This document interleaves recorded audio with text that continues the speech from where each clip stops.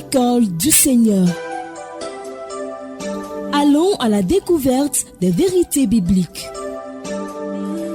À l'école du Seigneur, instruisons-nous au pied du Maître. Nous vous laissons en compagnie du révérend Dieudonné Ngumbi. Nous continuons avec notre grand thème sur la pneumatologie, la doctrine du Saint-Esprit, et nous en sommes plus précisément aux dons spirituels. Que la paix du Seigneur soit avec vous. Vous avez au microphone votre serviteur Dieudonné Ngumbi.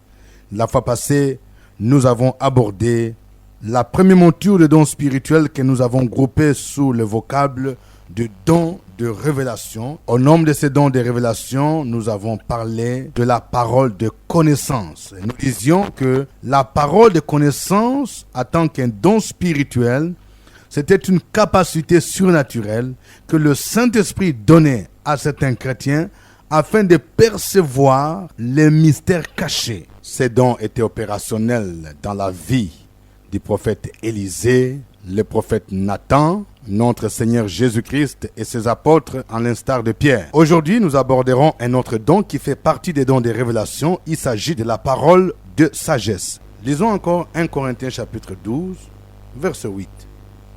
En effet, à l'un est donné par l'Esprit une parole de sagesse, à un autre une parole de connaissance selon le même Esprit. Il convient d'abord de définir qu'est-ce qu'une parole de sagesse. Une parole de sagesse, c'est une capacité surnaturelle que Dieu donne à certains chrétiens à dire des paroles à propos dans des situations difficiles ou dangereuses.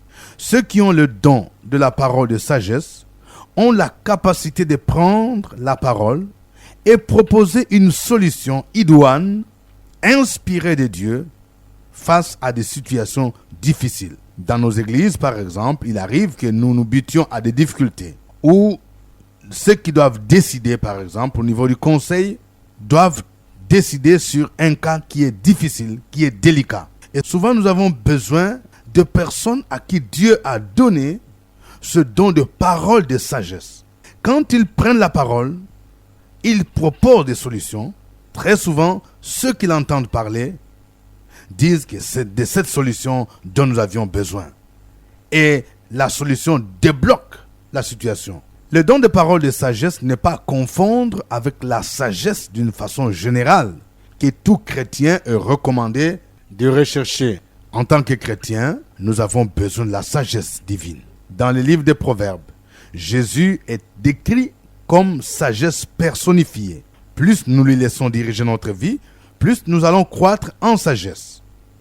On peut acquérir aussi la sagesse par le désir d'apprendre, la fréquentation des hommes sages et par l'expérience. C'est ainsi que généralement les hommes âgés sont considérés comme des hommes sages à cause de leur expérience. Mais la parole de sagesse, c'est quelque chose de différent. Ce n'est pas quelque chose que l'on acquiert en apprenant sur les bancs de l'école.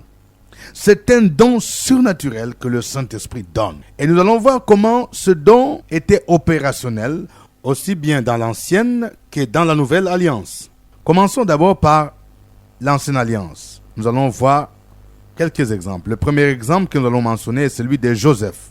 Le roi Pharaon de l'époque, il avait besoin de quelqu'un pour interpréter les songes. Il a fait appel à tous les magiciens de l'Égypte. Personne ne pouvait interpréter les songes. C'est alors que Dieu a suscité ce jeune Joseph, qui avait ce don de parole de sagesse.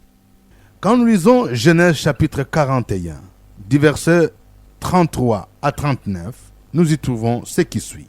Maintenant que Pharaon choisisse un homme intelligent et sage, et qu'il le mette à la tête du pays d'Égypte, que Pharaon établisse des commissaires sur le pays pour lever 1/5 des récoltes de l'Égypte pendant les 7 années d'abondance, qu'il rassemble tous les produits de ces bonnes années qui vont venir, qu'il fasse sous l'autorité de Pharaon des amas de blé, des approvisionnements dans les villes et qu'ils en aient la garde.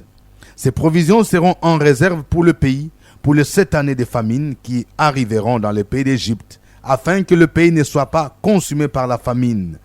Ces paroles plurent à Pharaon et à tous ses serviteurs. Et Pharaon dit à ses serviteurs, trouverions-nous un homme comme celui-ci, ayant en lui l'Esprit de Dieu?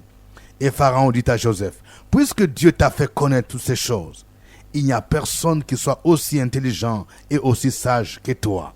Ce passage nous montre que non seulement que Joseph a su interpréter le songe de Pharaon, mais il a proposé des solutions idoines sur ce qu'on devrait faire pour la survie économique de l'Égypte. Et c'est justement cette interprétation, ce que certains économistes appellent le plan Joseph, qui fut appliqué et qui a hissé Joseph au rang de premier ministre en Égypte. Il n'y a pas que Joseph dans l'Ancienne Alliance, nous avons aussi l'exemple de Daniel. Le roi Nebuchadnezzar avait aussi un problème d'interprétation des songes. Il a fallu Daniel pour interpréter ce songe d'une manière sage, selon la sagesse que l'Esprit de Dieu lui a donnée. Nous trouvons cela dans Daniel chapitre 2, versets 20 à 23. Lisons ce passage. Daniel prit la parole et dit, « Béni soit le nom de Dieu d'éternité en éternité. À lui appartiennent la sagesse et la force. C'est lui qui change les temps et les circonstances, qui renverse et qui établit les rois, qui donne la sagesse aux sages et la science à ceux qui ont de l'intelligence. Il révèle ce qui est profond et caché. Il connaît ce qui est dans les ténèbres et la lumière demeure avec lui. Dieu de mes pères, je te glorifie et je te loue de ce que tu m'as donné la sagesse et la force et de ce que tu m'as fait connaître, ce que nous t'avons demandé, de ce que tu nous as révélé le secret du roi. » Dans le cas de Daniel, nous voyons, il y avait la manifestation à la fois de la parole de connaissance et de la parole de sagesse. Dieu lui a révélé les songes, mais Dieu lui a donné aussi d'interpréter les songes.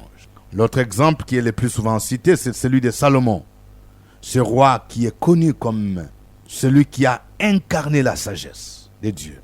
Un jour, il était face à deux femmes prostituées qui vinrent chez lui. Elles se disputaient un enfant, un bébé, et chacune d'elles prétendait que le bébé lui appartenait.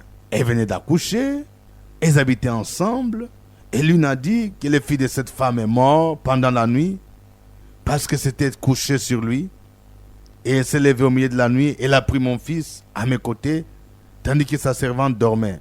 Et elle a couché dans son sein. Et son fils qui était mort, elle a couché dans mon sein. Et l'autre qui a dit, au contraire, c'est mon fils qui est vivant. Et c'est ton fils qui est mort. Et le roi était devant un dilemme. Comment fallait-il trancher l'affaire? Ayant la sagesse de Dieu surnaturelle, il proposa qu'on coupe cet enfant. Il dit, coupez en deux l'enfant qui vit et donnez-en la moitié à l'une et à l'autre. Mais il y a une femme qui sentit en elle ses entrailles s'émouvoir pour son fils. Et elle dit au roi, « Oh mon Seigneur, donne-lui l'enfant qui vit et ne le faites point mourir. » Tandis que l'autre a dit, « Il ne sera ni à moi ni à toi, coupez-les. » Et la Bible nous dit que le roi, prenant la parole, dit, « Donnez à la première l'enfant qui vit et ne le faites point mourir. C'est elle qui est sa mère. » Quelle sagesse! Une telle sagesse ne peut venir que de Dieu. Nous trouvons cela dans 1 Roi chapitre 3, versets 16 à 28. Dans le Nouveau Testament, nous pouvons citer l'exemple de Jésus.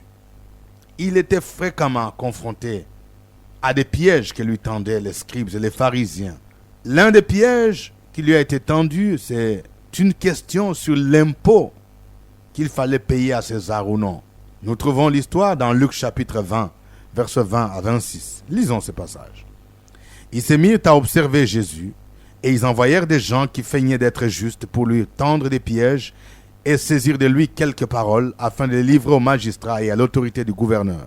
Ces gens lui posaient cette question: « Maître, nous savons que tu parles et enseignes droitement et que tu ne regardes pas à l'apparence, mais que tu enseignes la voie de Dieu selon la vérité. Nous est-il permis ou non de payer les tributs à César ?» Jésus, apercevant leur ruse, leur répondit: « Montre-moi un denier. De qui porte-t-il l'effigie et l'inscription ? » « De César, répondirent-ils. Alors il leur dit: « Rendez donc à César ce qui est à César et à Dieu ce qui est à Dieu. » Ils ne purent rien reprendre dans ces paroles devant le peuple, mais étonnés de sa réponse, ils gardèrent le silence. Le don de parole de sagesse permet de confronter les adversaires qui vous tendent piège et de dire une parole à propos, comme ce fut le cas de Jésus. Le texte dit, ils gardèrent silence. Ils n'avaient rien à répliquer. Les apôtres aussi étaient confrontés à des situations où il fallait une parole de sagesse. Quand nous lisons les Actes des Apôtres, nous voyons combien Pierre et Jean reçurent des menaces de la part des sacrificateurs. Quand nous lisons Actes chapitre 4, du verset 7 au verset 14, il est écrit: ils firent placer au milieu de Pierre et Jean et leur demandèrent: par quel pouvoir ou au nom de qui avez-vous fait cela? Alors Pierre, rempli du Saint-Esprit, leur dit: chef du peuple et ancien d'Israël, puisque nous sommes interrogés aujourd'hui sur un bienfait accordé à un homme malade, afin que nous disions comment il a été guéri, sachez-le tous, que tout le peuple d'Israël le sache. C'est par le nom de Jésus-Christ de Nazareth que vous avez crucifié et que Dieu a ressuscité des morts. C'est par lui que cet homme se présente en pleine santé devant vous. Jésus est la pierre rejetée par vous qui bâtissez et qui est devenue la principale des langues.